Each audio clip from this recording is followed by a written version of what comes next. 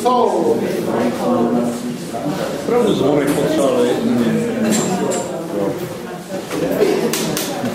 the last speaker today is Josef Moural. Josef is a lecturer in philosophy at the Burkyně University, in Czech Republic. He taught Charles University, St. University, in London, King's College, and California, and many other places. He teaches and publishes in the areas of ancient and modern philosophy, phenomenology, and theory of institutions, which is an interesting topic. Today, he is going to also address the question of solidarity with Shaken in his own way. So, Josef Moural, last speaker today. Thank you, Matthew. There is a small handout which is just a few pages from the heretical essay. To take a portion of four sheets, please, each. 4 sheets? Yeah. It should be ordered in such a way that you will need not to some. Okay, so I'm going to speak about roughly 4 topics. I would like to say, first a little while on the very concept of solidarity and of shattering or shaking. Then I would like to look at Patočka's text, where he speaks about this solidarity of the shaken or of the shattered. And then I'd like to look up a little bit at the human rights, without being a lawyer, of course, but I would like to present views that the famous, that my favorite moral philosophers like to propose. And then perhaps after returning to the sixth heretical essay, I would like to say a little bit about personal story of Patočka's becoming the impersonation of the kind of hero he speaks about in the sixth essay. Solidarity is what makes a body solid, and solid means impenetrable. Like the atoms of freezing water that build up the structure of ice, the employees on strike can decide that they will stick together so that the authorities could not penetrate their lines, could not divide their unity by targeting an individual or a group less resistant to threats or more prone to bribes. And if some of the employees get fired or jailed, the remaining ones are determined to support their families, winning together or losing together, each having a fair share on the outcome of the common undertaking. So clearly solidarity is not a word to be used lightly. It is appropriate in the situation of confrontation, a confrontation that is serious enough to justify the decision to give up some portion of one's individual liberty and to accept the burden of obligation to share the fate of those with whom we decide to live together. The strike in Danzig or Gdansk in the summer of 1980 was a situation of this kind, and the word solidarity will remain connected with the heroic unity of the shipyard workers who managed to start up the process of reconstruction of the perfunctory communism of the Soviet time. Thus we see that solidarity is normally symmetrical or reciprocal, that it is connected with a common agenda or shared agenda, and with an enemy or threat, and consequently with sharing the risk.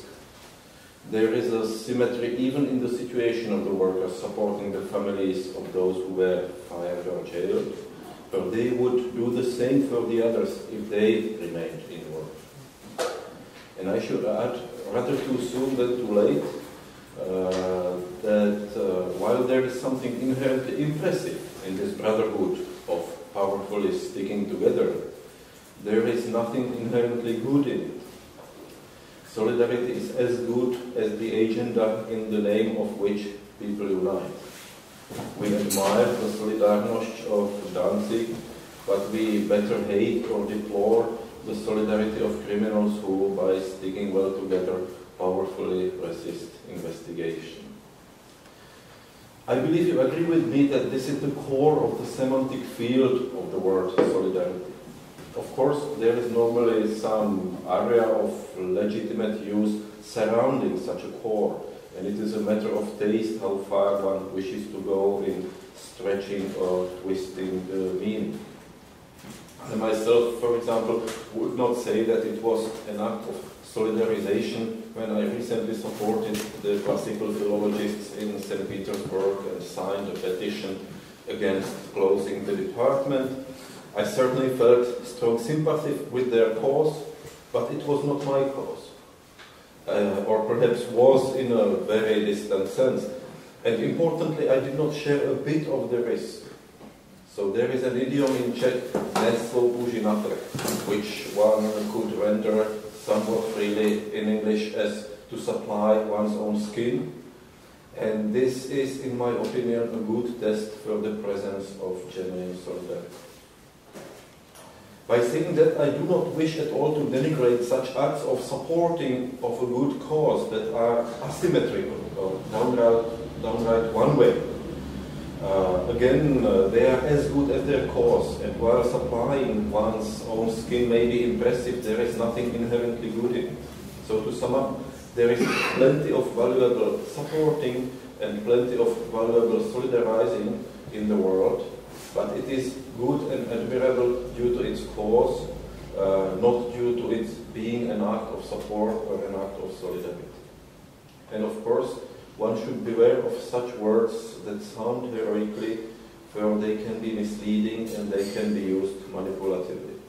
And finally, it can be a rather cheap heroism to use such words without sharing the risk, without supplying one's own skin. So what I wanted to say here is that solidarity is a collectivist word, and that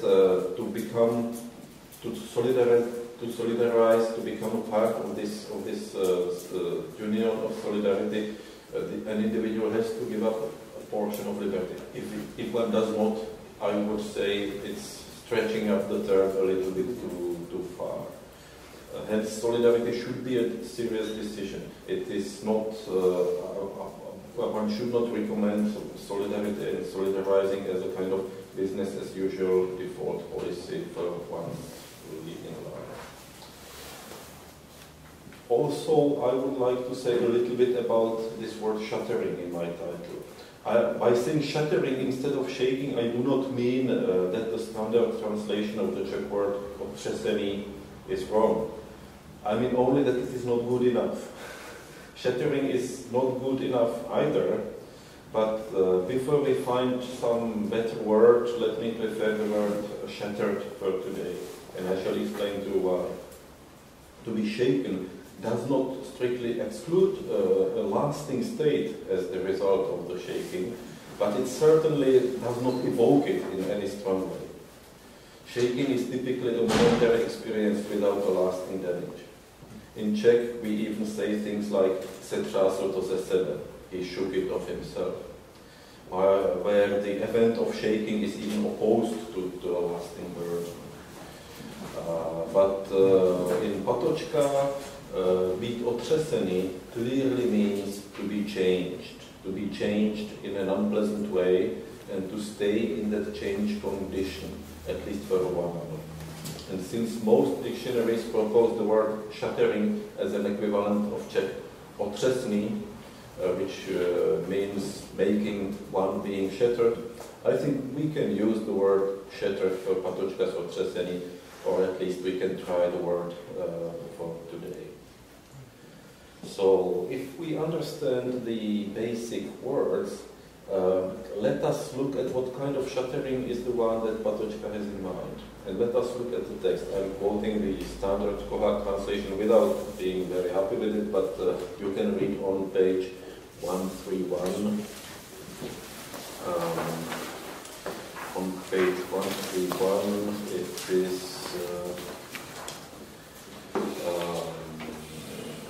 is the second paragraph, the first starting on page 131. A second consequence. The enemy is no longer the absolute adversary in the way of the will to peace. He is not here only to be eliminated. The adversary is a fellow participant in the same situation, fellow discoverer of the absolute freedom with whom agreement is possible in difference, a fellow participant in the upheaval of the day, of peace and of life, lacking all peaks. Here we encounter the abysmal realm of the prayer for the enemy, the phenomenon of loving those who hate us, the solidarity of the shaken for all their contradiction and conflict. Thus the most profound discovery of the front line is that life leans out into the night, into struggle and death, that it cannot do without this component of life which, from one point of view of the day, from the point of view of the day, appears as a mere non-existence, the transformation of the meaning of life, which here trips on nothingness, on a boundary over which it cannot step, along which everything is transformed. End quotation. Now this is a difficult text, but we can be clear about it. I mean, the non-philosophers in the hall need not feel that it is the lack of their education that makes them to be uncertain what is the point of this passage, because the professionals are not much certain either. And while I admit that there is some additional mist due to the translation, and this is not a criticism of the translator's work, because those of us who know the job will agree that in each interesting text, and a fortiori in a difficult text like this, the translator is bound to give too much emphasis to one aspect of the original text and too little to another one, and so on. It is a little bit more unclear in English than it is in Czech, but again, those in the hall who do not read Czech need not think that once you open the original, everything is clear. So it is a difficult text. Still, it might be useful to point out immediately one difficulty in the translation, which concerns us, given our today's topic, namely the word upheaval in the English text. In the phrase, a fellow participant in the upheaval of the day, of peace and of life lacking all peaks. So this word upheaval stands in the English text for the Czech word otřesení, which is the substantivization of the verb otřást, to shatter. So consequently we should read the passage as speaking of the shattering of the day, of peace and so on. And I shall provide a tentative positive interpretation of this passage and of some other passages in the sixth meditation after some preparatory work. But already now, perhaps without understanding that much of the positive sense of the passage, we can already see that what the passage is not about. Right? We can already see that the passage somehow prohibits us. Prohibits a certain kind of reading. Namely, the passage is not about solidarity with our friends and allies. The shattering or upheaval has destroyed the day, the source of light, in which we could distinguish who is an ally and who is an enemy. Without such light, everything is transformed, says Patočka. The adversary becomes a fellow participant in the same situation, and we encounter the realm of prayer for the enemy, of loving those who hate us, and so on. In short, of the solidarity with the enemy, despite of all the conflict that would be visible again as soon as the light of the day is back. Thus, if we were to extract some recommendation for the area of international human rights from this passage, it would be that we should solidarize with faults like Lukashenko or Pinochet rather than with their victims. I admit this is not very satisfactory, and in the remaining time I shall attempt to provide the best remedy I know. Namely, I shall attempt to say first what might be an appropriate philosophical foundation for human rights, and second, what kind of sense we can make of Patočka's sixth heretical essay, or at least what kind of sense we can make of it within the limitations of a public talk like this.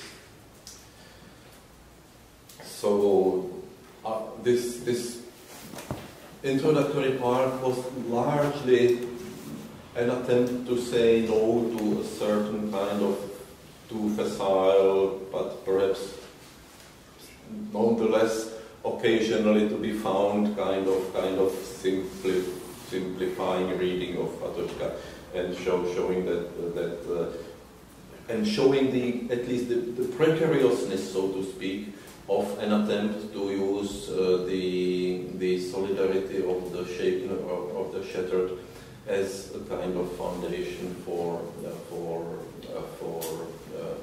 the international human rights business.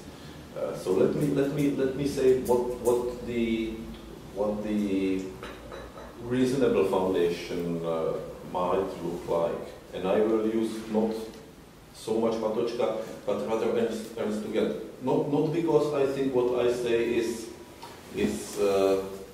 different from what Patočka thinks. Not because Patočka would disagree with what I say here. At least I don't think we have evidence that he would disagree, but simply because he did not really pay that much attention. He did not really write that much about this field. So I'm using another great philosophical compatriot of ours, Ernst together. Many of you know that he was born in Brno, but he had to leave at the age of 8 because being Jewish, he did not want to stay in Central Europe very reasonably. Or the parents did not want to stay. The family did not want to stay. Anyway, so I'm inclined to believe, like Tugendhat, that human rights are based on morals. And Patočka says that much as well. They are conferred on everybody by members of Moural community. And as it is quite common with rights, their content corresponds with the content of duties we have morally to everyone. Rights that I have are the same as the duties others have with regard to me. But they are not superfluous, and here comes a point that I want to make in my kind of gentle polemics with Vlad. It is not the case that because of this correspondence we can do as well just with the duties and forget about the rights. What makes the difference is that I can claim my rights, and that if my rights are recognized by the community, the members of my Moural community are bound to help me to uphold my rights. While if there were only duties in the world and not rights, it would be only up to the others to observe their duties with regard to me. And this is the reason why it does not help much to think of rights as being natural or as being conferred on us by God or some deity. It does not help because rights function properly if there is an instance where the rights can be claimed. But it would be impossible to claim my rights in front of nature, and it would be at least problematic to claim my rights in front of God. So the simple model we can start with is the case of specific rights, namely the rights conferred by a specific individual on another specific individual, for example through a promise. If a father promises to his son that he shall go to play football with him after the son finishes his mathematics homework, the promise creates both the duty on the part of the father with regard to his son and the right of the son with regard to his father. And the right can be claimed, and the instance where it can be claimed is identical with the source by which the right was first conferred. Now, insofar as we subscribe to the morality of universal respect, let us say of roughly Kantian content, we have moral duties to every human being, and with these duties correspond the rights of all human beings that these duties with regard to them will be observed. there is a room for more technical discussion concerning the nature and of such universal duties, and there is a lot of difficult and controversial issues to be found in that area. But the basic intuition seems to be clear enough. The very institution of morality generates inalienable rights that can be claimed in front of the moral community, and for the sake of practicality, there is the political agenda, and this is an important point, again, perhaps most directly connected with Martin's proposal for the conference. There is a very good room for political agenda to codify such rights in legal terms, which makes the issue of claiming them a part of standard legal business. So I would like to say to Glenn and perhaps to Roman as well that while I understand that there is a certain perspective from which to make the universal rights to be dependent on being conferred by the moral community, that it may sound like relativization, but I think there is an important advantage to be balanced, to be bargained with regard to this, namely the possibility to make claims, which is much less clear in case of this kind of impersonal and out of this world kind of source of let's say dignity and rights, and I would say that to me it even does not sound like not providing or not ascribing human rights and human dignity high enough a status. It seems to me that if we say that it is one of the greatest glories, or perhaps the very greatest glory of our civilization, that we somehow managed to agree that such rights should be universally conferred on every human being. I would say that's also something which I can, which fulfills me with a certain, let's say, feeling of awe, feeling of it's awesome. It's a feeling of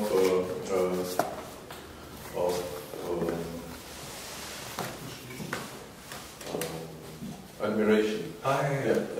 Yes. Thank you.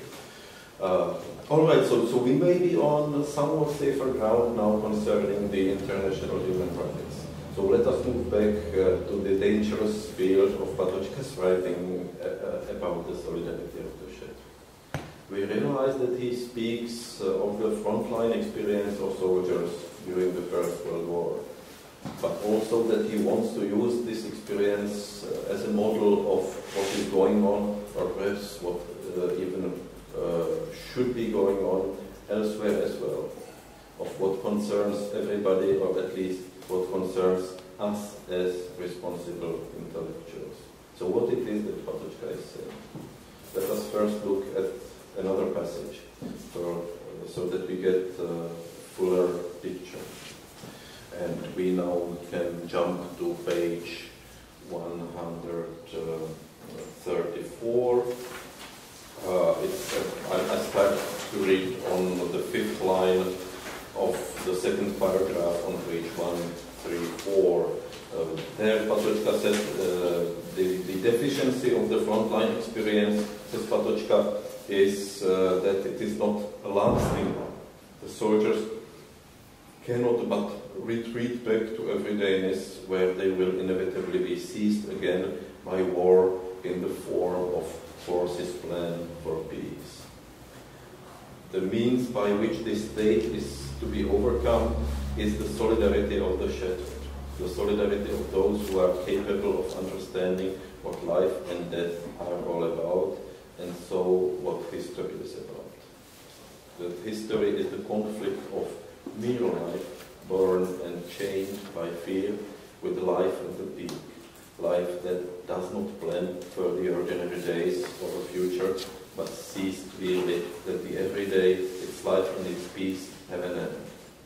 Only one who is able to grasp this, who is capable of conversion of metanoia, is a spiritual person. So we clearly move here away from the front line and towards the community of spiritual persons. Later on in the same paragraph, the spiritual persons of special relevance will be further specified as scientists and engineers. That is, those who are capable of releasing the force without which the world of the day cannot prosper. Certainly not in those days of exponential growth, the 1970s, when Patočka writes. But we are not that far in. So first let us ask what it is that the spiritual persons have in common with the frontline soldiers. Clearly, the crucial insight that they have in common, according to Patočka, is the overcoming of the seductive attractivity of the values of the day. What are those values? They are, and Glenn was already actually speaking about it in the previous talk, so I can rely on your already being initiated in this respect. They are all the values taken for granted, all the values, goals, and life projects accepted without problematization, inherited from the unquestioned tradition and from the surrounding cultural environment. So values accepted in Patočka's first movement of human existence. Those of you who know this important doctrine of Patočka, of the three movements of human existence, recognize that without mentioning the three movements here, it is clear that the values of the day are these values accepted in the first movement of human existence, and serving as guides in the second movement of repetitive, extending, defending, augmenting, and reconfiguring of that which we are already familiar with. That's what the second movement of human existence consists of. And why is it so important that we are not slaves of such predetermined value patterns and life projects? Patočka points out several answers to this. First, it is unfair to be such a slave, because the everyday complacency is blind to the fact that what is an established thing today was once a novelty, and that without ancestors taking the risk of trying new things, our world of today would be very, very much poorer. Hence, if we appreciate the inherited goods, it would be fair to try to contribute our share of innovation. Second reason why it is why Patočka does not wish us to remain happy with the combination of the first and second movement is that it is dangerous. And this is the point that is especially emphasized in the sixth heretical essay. Namely, our too strong adherence to the values of peace and of the day provides the agents of the dark side with a blackmail or otherwise manipulative potential. As it is well known from works of both high and low culture. So the proper Jedi should be above the seductive power of decent bourgeois life, otherwise he or she is likely to fail. And third, it is below the dignity of being human, thinks Patočka. Our proper task is to accept the challenge of the risky unknown, of Socratic questioning of all established certainties, rather than simply to follow the predetermined tracks of life projects and value patterns. So this is Patočka speaking, not me. And it is a somewhat extreme position, no question about that. But it is an understandable position, and one that is to be found on the lines of the sixth heretical essay. And after all, the essays are supposed to be heretical. So we should not be surprised to find things there that perhaps do not quite fit with the complacent maturity preference.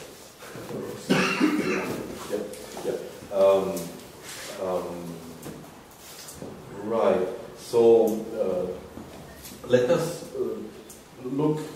I think because I want to say something more about this Patočka life story, I would now go more briefly into the follow-up of the passage quoted and point out just a few lines of few layers of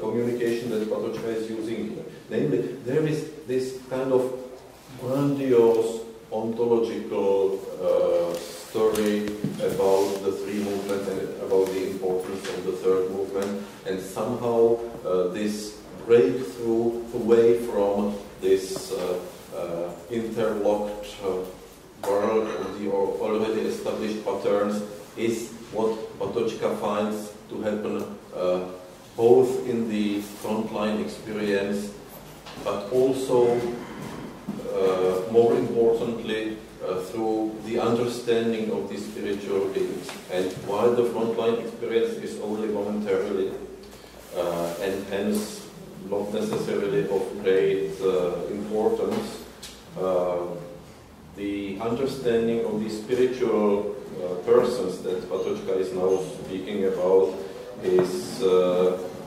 possibly of a more lasting and in that respect more influential nature. That's one point he is making. But then he's also making another point which is at first unrelated, namely the point about the point which is again not very original and in a sense much more trivial and perhaps even naive. But the point that Patočka also made, not just in this text, but also repeatedly in some of the texts from the 1960s, namely that the scientists and engineers are actually in a very powerful position, and they do not necessarily realize it all the time, but that the powers of the day, the politicians, the finance people, and whoever, they all depend on the efforts of the scientists and engineers, because the competitive nature of the 20th century society, both in military and both in terms of military production and of commercial production, depend on the scientific and technical innovation being always in front of the other competitors, right? So this is enormously important, and this gives to those those spiritual people of understanding who orient their understanding towards matters of science and of technology. It gives them a very special amount of power, and Patočka's hope, so to speak, and again, we can think this may be a kind of naive hope, and that this is not that great bit of Patočka's philosophy, but nonetheless he decided to nearly finish his heretical essays with this kind of hope. His hope seems to be that the philosophical understanding and this power-bringing scientific and technological understanding is going to coincide in some individuals or some groups of individuals, so that these people, and Patočka obviously has Andrei Sakharov in mind. He refers to Sakharov in some other, I mean not just one single Sakharov, but Sakharov is kind of good example of what Patočka seems to have in mind. Namely, and Solzhenitsyn, who was also a teacher of mathematics, but still his level of mastering the science and technology is not quite comparable to that of Sakharov. But these kind of, let's say, dissident scientists, which of course one can find in the anti-nuclear armament movement in the West as well. Figures not that, perhaps not that prominent as Sakharov, but one can find this kind of solidarity of the dissent scientists to be emerging, or at least possibly to be emerging at the time that Patočka writes this, which are the late 60s, early 70s. Okay, but then this is, as I say, this may sound, certainly this did not quite materialize this kind of hopes, but then coming back to the more philosophical and to me more powerful aspect of Patočka's text, Patočka comes back from this kind of a little bit too quickly and too specially painted portrait of these spirituals with their superhuman or nearly superhuman abilities and powers, those who always understand it, whatever. He comes back to the negative aspect of the third movement, to the Socratic program of speaking warnings and prohibitions, speaking rather in terms of what is not possible. I did not really take a hint from Patočka for the first portion of my paper, but perhaps now I realize that I was more Patočkian than I was aware of when writing the first part of the paper. So speaking rather about what does not hold and what should not be supported than in terms of positive programs. So that's, I believe, what Patočka is saying in those portions of the text where he speaks about the solidarity of the shatter or of the shading. And in order that we do not end on such a kind of gloomy and outwardly note, let me add one last portion of my today's presentation, which is more about so what about Patočka? Was he the kind of spiritual person of this time, or was he this kind of Jedi Knight, or was he rather someone who would reject all the traditional rules, all the values of the established culture in the name of risky seeking for something entirely different or whatever? I would say my answer basically is that he was both this kind of idealized, larger than life fighter for human dignity and for the cause of liberty, and a decent bourgeois intellectual with a soft spot for the seductions of the day. And in the little bit of his let's say spiritual biography with focus on the shattering experiences he went through, I would like to attempt to show how this is possible, or how should we understand that both of these characterizations can be true of him. And I would like to say also that this is not just a fact about Patočka's biography, but it also fits well with his theory, because when speaking of the three movements, he always emphasizes that it is not the case that one can perform only the third movement or only the first movement, but that there is just a kind of unity of all three movements, which is the core concept that he is working with, and that there is only a kind of thematization or emphasis or prevalence of one of the three aspects of this complex movement of human life, which allows him to speak of first movement in opposition to the second or the third, and so on. So I would like to show that it is possible for Patočka to be at the same time, let's say, this radically negative Socrates and the endorser of all of the tradition and keen student of the history of philosophy and history of culture and so on. So let's look at this personal story. Patočka was no person of resistance like Václav Havel was, or dissident by his nature, by most of his life. And of course, those of you who know Patočka's biography know this very well. He was a paradigmatic bystander. If we do the kind of typology which might be useful when dealing with the kind of dictatorships and personal life under dictatorship, we kind of can distinguish between four ideal types. Architects of evil, which in the Czech case might be figures like Zdeněk Nejedlý or Ladislav Stoll or Jagor Rickenbeck. Supporters who nonetheless sometimes or quite often also tend, sometimes more and sometimes less courageously and efficiently, to provide shelter to worthy activities and persons. We can speak of Jan Bukařovský or J.L. Hromádka.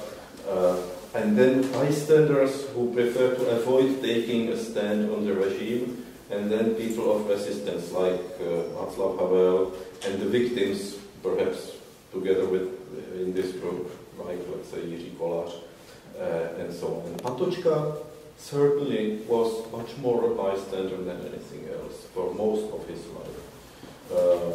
Unlike his contemporary and friend Václav Černý, Patočka was involved neither in the anti-Nazi resistance during World War II, nor in the 1945 to 1948 nudgings with the communists, and even when he took up public activity in the spring 1968, he would stick to the expert field of the reform of the Academy of Sciences and avoid explicitly political polemics. And this largely explains why he was never widely known, never before 1977, and why some of the people preparing the Charter 77 didn't know much or even anything about him, as the Czech media of the late 1960s took nearly exclusively for material with political relevance. So many people did not really know much about Patočka. And one could say that this bystander attitude resembles that of Socrates, Patočka's beloved philosopher, or perhaps that of the limping wanderer of Josef Čapek's book of essays, which is the topic of Patočka's own essay, The Limping Wanderer, Josef Čapek. And one may speculate whether Patočka was not discouraged from taking stand on public matters by the experience of his own early era of judgment. A somewhat too servile essay on Edvard Beneš, then the new president of Czechoslovakia, as a philosopher. An essay written by a 30-year-old man who has just finished his habilitation and was looking for a position.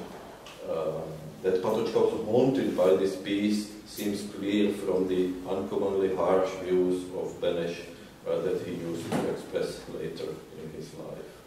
So anyway, the line of explanation that I find most adequate is to view Patočka as a man not only personally decent, and he sure kept impressing people in such way, but especially very much devoted to his profession or vocation, thus willing even to make compromise in order to serve it, on the one hand, but on the other hand, clear-sighted enough to avoid compromises that would put the vocation itself in jeopardy.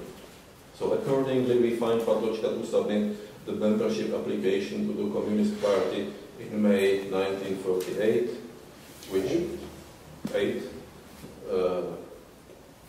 which probably helps him to get the position in Masaryk Institute in summer 1948 and to keep lecturing on Aristotle up to 1949.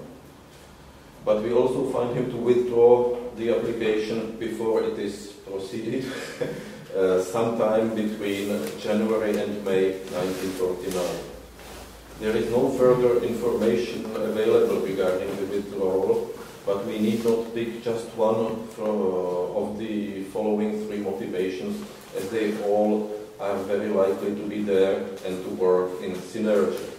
Namely, first, the Communist Party application, Communist Party's application of the good cop, bad cop strategy, first attracting as many of the potential leaders as possible to join, pretending that the membership may be just a formality, and then coming up with the internal purge campaign in 1949, making a pressure on those who joined to start really serving if they want to stay and not to have troubles.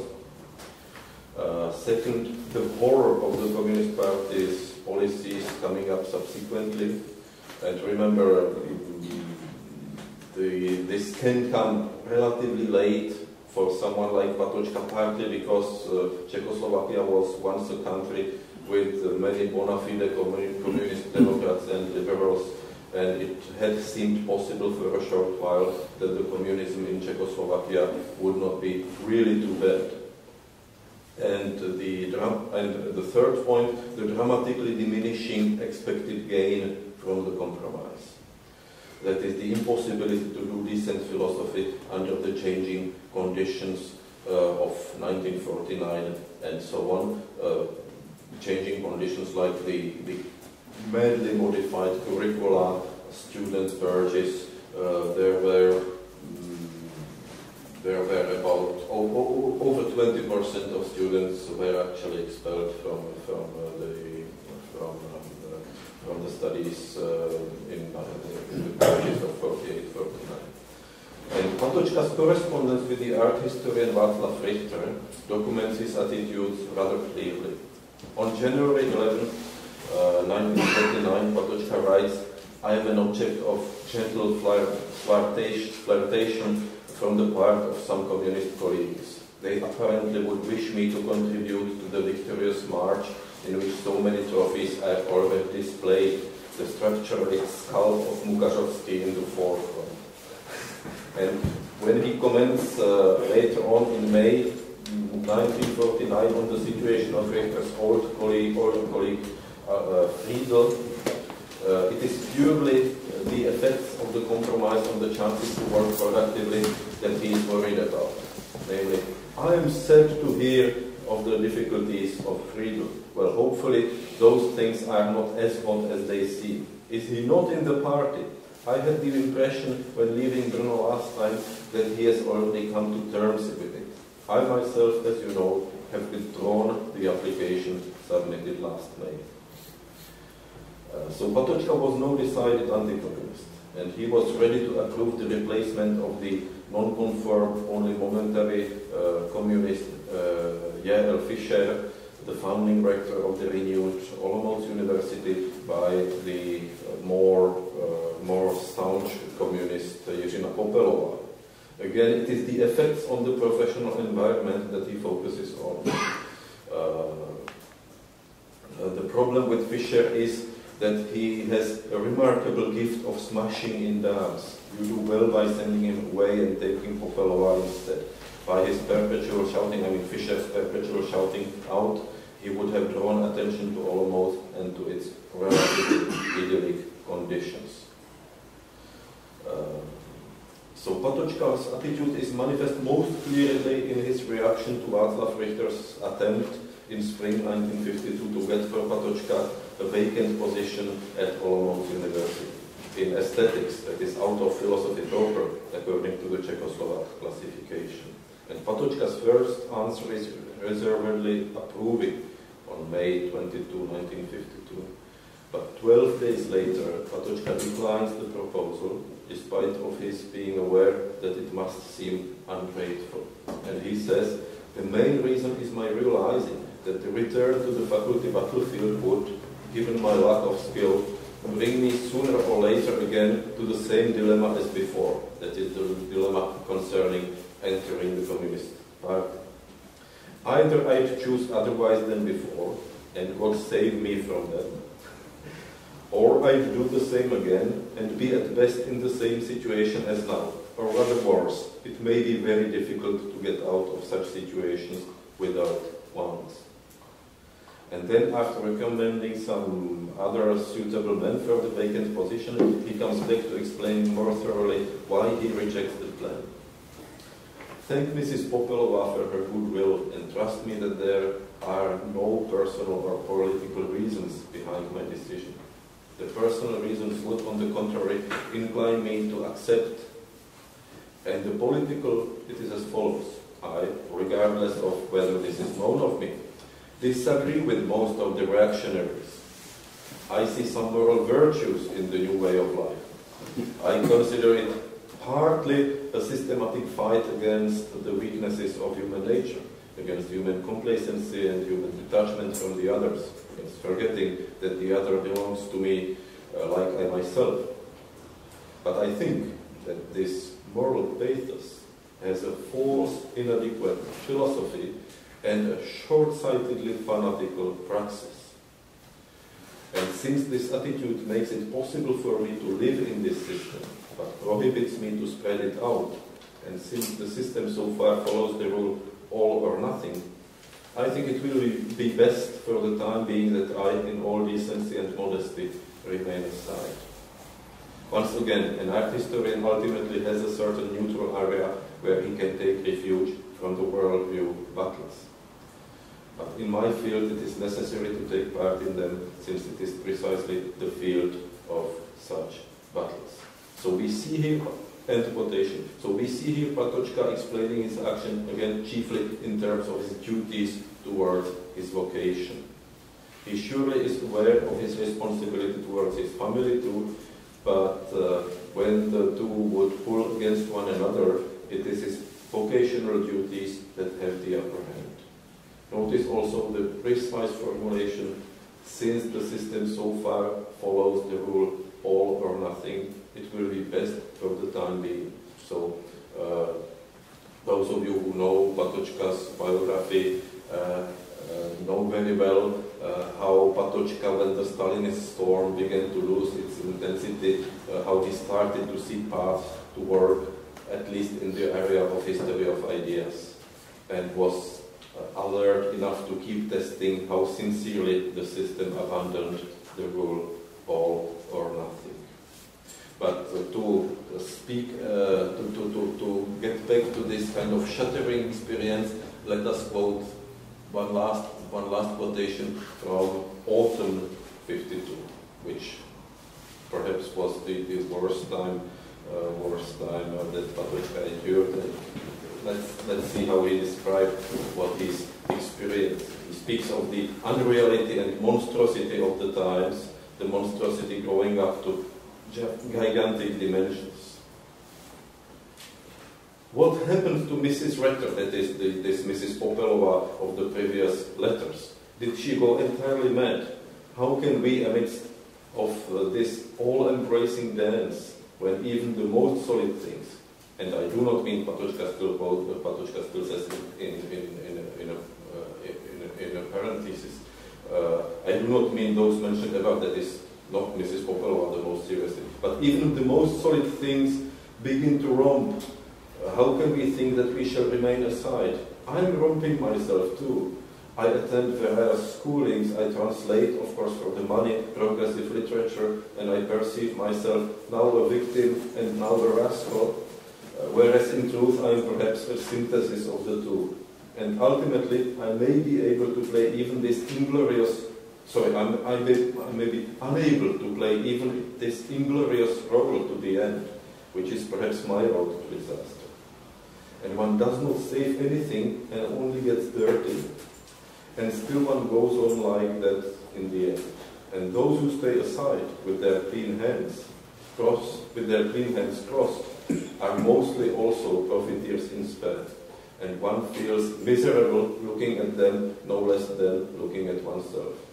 The only thing that stands in view is the real and unpretended suffering, and there is, thank God, enough of it around. So that's autumn 1952. And that's the kind of shattering that Patočka seems to be referring to not in the passages that we were just reading, but the kind of shared feeling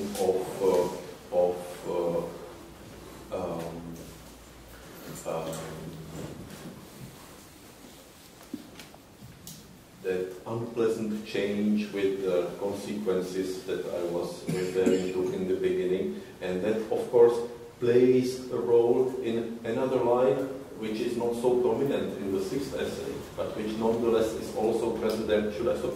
Well, just observe much. Okay, few minutes. Which is also there, namely this, again, not very original and certainly not deep at all, but nonetheless co-present line in Patočka's explanation, namely the solidarity of the shattered can be the solidarity of those who, like Marx used to say, do not have what to lose except for their shackles. Thank you. I'm not as used to both Marx as to both Patočka. Did not have this in my speech. Anyway, so how was it that this kind of bystander, this person who certainly did not have anything in mind, like protesting, like going against the regime, how would this person become the hero of dissent 25 years later? And I would like to say that certainly part of it is a coincidence or contingent fact that Havel admired Patočka, and that Havel, with his agenda of dissent and of resisting the regime, when he looked for a person that would be dignified enough to represent Charter 77, that he turned to Patočka. So this was certainly a kind of coincidence without which we would not have that glorious last few months of Patočka's life, not in that form. But at the same time, of course, we need also to understand why Patočka, the Patočka that we saw in these letters from the 1950s, why did he accept? Even if he knew reasonably well that this will be a very difficult time and this will be a very different kind of time from what he was used to before. And my hypothesis that I would like to tell you, and I finish with that, is that besides all these external circumstances, the ultimate, or at least one of the important motivations of this was again his being faithful to the vocation. And to explain this, let me briefly summarize that in his 1940s lectures, Patočka distinguishes three basic forms of doing philosophy connected with its three founding figures: Socrates, Plato, and Aristotle. Socrates' philosophy is polemical and risky, disturbing the complacency of their fellow citizens. Plato's philosophy neglects the uneducated, does not discuss with the cobblers and the shoemakers of Athens, but rather with fellow philosophers. Neglects the uneducated and seeks to gain insights which are very much one's own and serve to getting one closer to perfection. That is this kind of personal and individual kind of self-improvement and reaching perfection.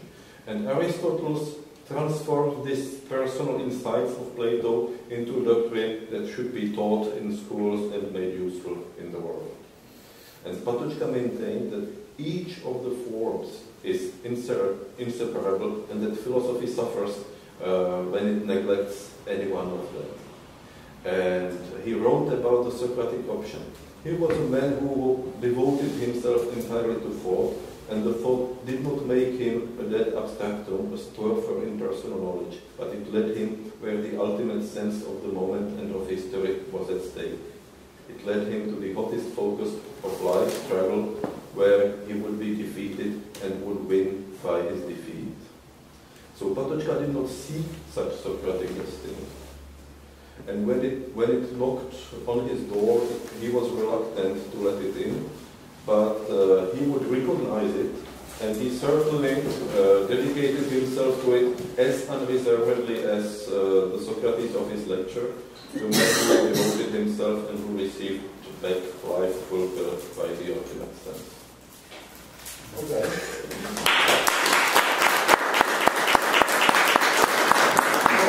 We have 20 minutes because the garden party or garden reception is scheduled for 5. Let me just open it again with I would say, very gentle disagreements. I don't want to put myself into Patočka's apology, not at all. But I don't think it's empirically true that Patočka has decided to do something radically different in the last 3 months of his life. Just to state facts, during the 70s. Just only, I remember his adventures to this, to Sofia, to philosophical congress, and he almost escaped from Prague, and he just made them very angry. Yep. I remember how he started to protest when Karakosi closed his archive after the home search of secret police. So I'm only saying is that these ideas were growing in him in a sort of evolutive way. It was not just that Václav Havel found him one day and he was sort of pushed to this situation willy-nilly. So I think that he already had this concept prepared. I'm not saying anything about your beautiful and really very good justice that you brought in these letters from the beginning of the 50s. But I would be much less revolutionary here, and this was coming on the way. At the same time, obviously, the 50s was an interesting period. By the way, if you read Václav Havel's book on theater, all his texts, you also found interesting passages there, kind of positive acceptance of this new world we were supposed to live in, but at the same time you find someone who is very consistent and true to himself, not willing to be cheated so easily as many others. So I think that I would be more hesitant. This relationship between Havel and Patočka, by the way, was very reciprocal.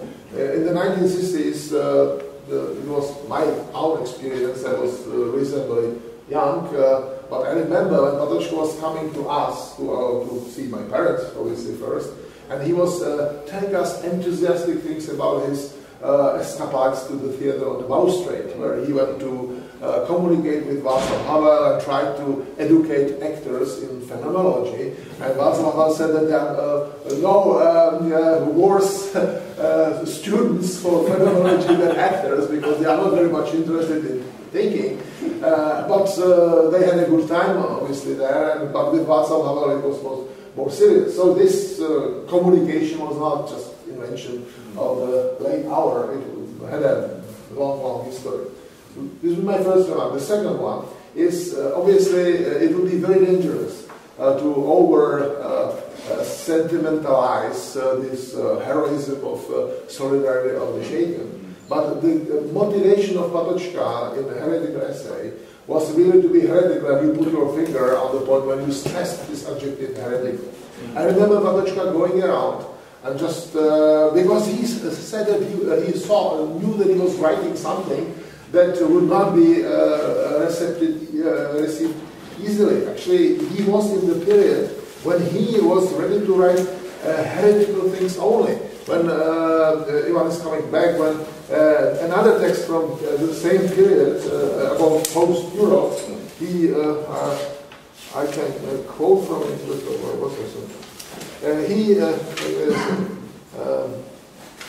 I will find it because it's important, because it illustrates very nicely the Patočka's mood. He says here,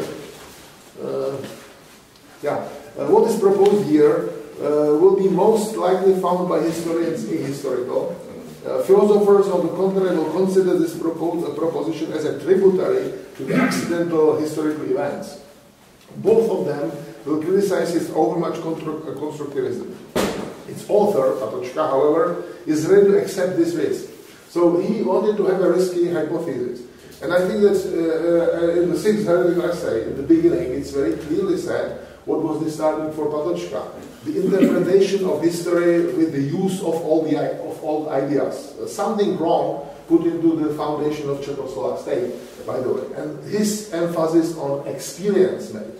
Obviously this romanticism of front experience, and by the way, the Karazen who translated heretical essay, Karazen Kohar, he had to make a heroic act to translate it, because he then was the one who criticized the heretical essay, especially the sixth one, and tried to find I would say, psychological excuses that Patočka was somewhat in a bad, eccentric psychological situation, that it was the way how he was explaining to himself the bad situation, because he was originally, and he should have been, loyal to this humanistic tradition of Masaryk and Husserl. But this bad Heidegger, who had an influence on him here, should have been rejected. But I think that this is, Patočka's point is just on the experience. Look at the 20th century, not from what it should have been, because we all believed in the ideas of progress, but what was coming out, what was seen, and obviously this front experience was something what was disclosing something new. And last thing, Patočka, I think, was contemporary philosopher, that's why classical philosopher, and he had a good relationship with contemporary historians. And they were in the business in trying to see that this gap between the good old modernity, and which was interrupted by the First World War, and the coming of this age that looked like finally we will have this peace and progress after the revolution, world revolution, to use Masaryk's term, took place. And then he came with this heretical idea that this war peace thing that everybody should like, peace and prosperity and day, and war and night and death, should be rethought. And this was maybe the whole reason why he came to that. Whatever. No, I mean, Martin, thank you very much. I mean, you obviously in a much better position to speak about Patočka's motivation and personality, since you knew him and I did not, since I was too young. But I certainly agree with you that this relationship between Havel and Patočka is very long. In one of the skipped passages, I have even this quotation about Patočka's kind of lecture in the backstage of the theater at the balustrade. Havel's words, I'm not sure whether whether it reflects correctly his attitude towards actors and actresses, but certainly Havel when speaking very highly of Patočka's ability to capture the attention of the audience, he says that even the actors listened to him with utmost attention.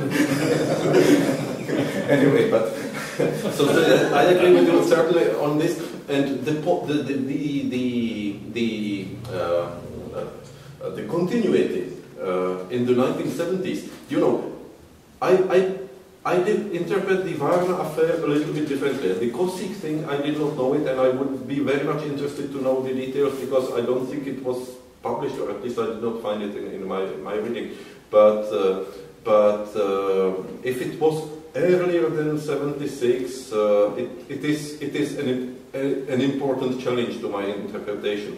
But the Varna experience, I would still explain as, of course he knew this is against the rules, of course he went one day earlier to prevent being stopped, but it was not a bit of an act of protest and of going against the regime. He was certainly invited, he was even required by his duties to attend the Congress, because he was member of one of the committees, and none of the speeches he presented there was political or anything like that. Even the colleagues who remember speaking with Patočka in Varna, they remember his, as I think Libansky puts it, his sad smile and the gentleness of his his judgments concerning, I mean, these parvenu philosophers of those 100-strong delegation of the official philosophers who went to the philosophical congress. Now Ivan pak needs to do Patočka school very well. All very much Josef, Martin made it already, but especially to this Varna lecture, you must be aware of the fact that the lecture itself, the paper, was on the sacrifice. Yeah. And so the concept of the history of philosophy was already present there, although not quite elaborated as it was 3 years later. But the whole concept was already present. And Patočka wanted to go there just to present this idea. Yeah. The other things were not so important. Exactly, that's what I said. No, but it was not, this Charter 77 was impossibly the decision of the last 3 months, yes? Because the whole concept, the whole, how to call it, the whole program is already present in the heretical essays quite completely. Yeah. So that's quite clear. Okay, so, Paul. I just have a couple of questions or observations about your discussion at the beginning of shaken and shattered. And I think in English these two expressions are very, very different, and you have to make up your mind which way you're going to translate that. I would argue that Humpty Dumpty was shattered. I mean, you know, you have this nursery rhyme in Czech. I can't even remember. But, you know, the egg falls off the wall, and the nursery rhyme goes, "All the king's horses and all the king's men couldn't put Humpty Dumpty together again." If you're shattered, you're finished. If you're shaken, you have the impetus to go on and change. And I think that's the meaning that should be emphasized in this case. Right. The second observation has to do with your distinction between solidarity of decent people and, let's say, criminals. I think that in the 1970s, my observation that distinction wasn't quite clear. There's something called the convict code. Convict is a prisoner who's been convicted. And the first commandment of the convict code is don't rat out your friends. That was the basis of the solidarity of the dissidents. You don't rat your friends out to the police or to anyone else. And so that distinction between criminal solidarity and straight solidarity doesn't apply in the 1970s here. And that draws your attention to the fact that all of this stuff was happening, all this thinking and all this discussion was happening in the context of a police state.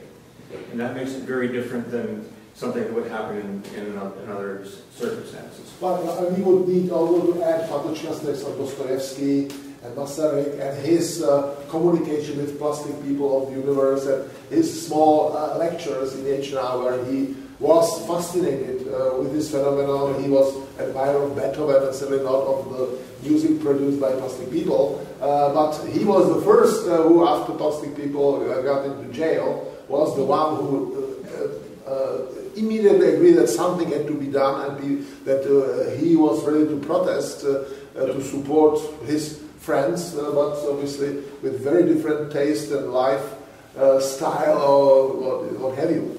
By the way, that's okay. Any other contributions? Ivan Havel is here now. So maybe before somebody else, I know that shatter is too strong, but shake is too weak. So I was saying I was starting saying neither is good enough. So I wanted to try the stronger one, but simply because everybody is used to the shake. So I wanted just to push it a little bit, but I agree with you that it's too strong. Yeah. Shaking has degrees, though. Yeah. Degrees of being shaken. Yeah. Yeah. Okay, come on. Just probably just a little about perplex. Maybe that's completely different. But I have a question or concerning the first part of your paper on the rights, and rights are better to be based in an acknowledgement of moral society I am living in. That it's more practical than if I appeal to either nature or reason or God. Well, practically speaking, yes. But the trouble begins if moral society or society I am living in either doesn't recognize one of my fundamental rights, or even worse, it claims that the fundamental right is something which is in fact a very severely unjust license. For example, slavery. Let us imagine a society which acknowledges slavery as a perfectly just, normal, ordinary thing. If I am a slave, what can I do? If I appeal either to nature or God, it will not help me in the short-term perspective at least. But in the long-term perspective, how can I try to convince my fellow brilliant citizens that they are wrong? Either by appealing to reason, to nature, or to their already shared moral religious sentiments. So, for example, British anti-slavery society had a brilliantly PR, public relations, perfect symbol, emblem, sign, logo. It was a man, a slave, an African man, on his knees, chained with chains, and then words, am I not a man and a brother? The first, am I not a man? Appeal to reason. And am I not a brother? Well, you claim you are all good, perfect Protestant Christians, so what? I think this addresses your very lovely, first of all, wonderful presentation, but what you very kindly described as the general polemical resistance. So I'm going to sort of follow up on what he was saying, but in a slightly different angle. I think I agree. I think we agree much more than you suggested on that particular issue. Although I have a tendency to think that I'm in agreement with other scholars when it's not so much the case. But I would begin by saying that I don't think there's any, existentially speaking, I don't think there's any real, authentic possibility of claiming rights before nature, or claiming rights of nature, or claiming rights of God, for the reason that, as many phenomenologists have pointed out, our lives are fundamentally intersubjective, that our primordial experiences are subject to subject. And this is something that's in my paper, but I didn't present because for time. The conferral, the issue of conferral, the conferral of dignity and the conferral of rights, is something that I think we primordially encountered in our response to and recognition of the value of other persons. And when we discover that the other person is transparent for a non-calculable value, and that we have a responsibility to that, there's a facet of that experience, which is what you might call the conferral facet that we recognize. Now, and that it's unconditioned. Yeah.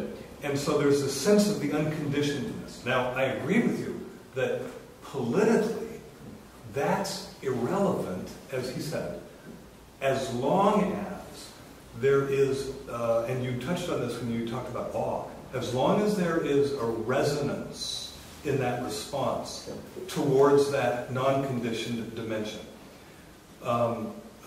Because that resonance and that awe is a resonance of the unconditioned, the recognition of the unconditioned. As long as that resonance is there, you don't need any of this language either. But the reason that Havel talks about the experience of the absolute, the reason Patočka refers, or more importantly, the reason that Havel said, why are there rights? Why are there rights? I finally came to the conclusion there must be grounded in the dimension of the infinite and the eternal. He had to put it into words because I think when you, for political, practical purposes, that's one thing. If the resonance is there, you're fine. But if you are thinking philosophically, you have to push against the anti-foundationalism that is so prevalent in the contemporary world. So prevalent. And so that's why, as a philosopher, you have to follow the questions that take you towards the explicitation of the eternal, the infinite, the transcendent, the absolute. Otherwise, you're caught up in the prohibition of questions and the presumption of anti-foundations. That is a disaster. Thank you very much. I really enjoyed it. And the more I was thinking about Patočka's language in these essays, it's fascinating. If Clausewitz says war is the continuation of politics by other means, here you have politics is the continuation of war and force by other means. And politics, it's not just politics, it's science, it's everything that we do. Intellectuals, technical intelligentsia. This is David Byrne, the musician, writes that war is in me, war is in you, war is in everybody. So daemonion is the war in you which you have to deal with, this force which you have to respond to in order. And this is shaking. Scientist is shaken because you discover the bomb. Or you're part of the bomb. You can't deny it. This is shaking and you have to do something. You can be Sakharov or Oppenheimer, and you have to come to terms with the discovery of your reason. And so I wonder to what extent actually this sixth essay is the call for ultimate politicization of reason. Technical reason, I mean, instrumental. How is your turn to answer this easy question? Thank you. Well, I mean, with Roman, and largely also with Glenn, this of course would be a very, very long discussion. My position is, or it's not really my position, as I say, I more or less stick to Ernst Together's position, and it would probably be too long discussion to really get to the slave case, to get clear about the slave case, but just to hint at what the position I'm subscribed to is. Of course, what's relevant is not. Ultimately, it's not the empirical community that surrounds you, but rather an ideal moral community that can be, in extreme cases, that can be of very little, that can consist of very little kindred spirits, and so on and so on. I mean, up to the extreme, just you can be your own moral community, which would be, of course, very strange, but up to a degree, should not we say that, let's say, Jesus was alone on the mountain? That's right. Yeah. Anyway, so let's. So I certainly would not be vulnerable to the objection that one would become dependent on the empirical moral community around me. But I admit that the positive answer, showing how relevant can be this kind of ideal moral community, and so that would take too much time to really come into.